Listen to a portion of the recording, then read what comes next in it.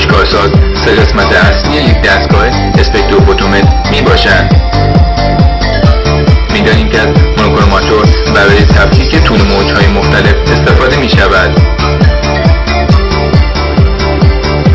برای انجام این فرآیند نیز معمولاً از توری تراش و یا منشور استفاده می‌شود. از اونجا که ضریب شکست منشور برای طول موج‌های مختلف متفاوت است، نور برخوردی به آن به بخش‌های مختلف نوری تبدیل می‌شود.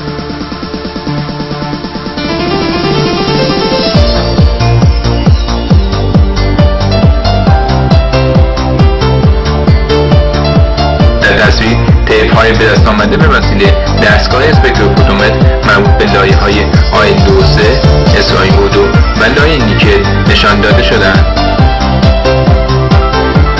این لایه‌ها در شرایط مختلف لایه نشانی شده و رفتار طیفی آنها با هم مقایسه شدند.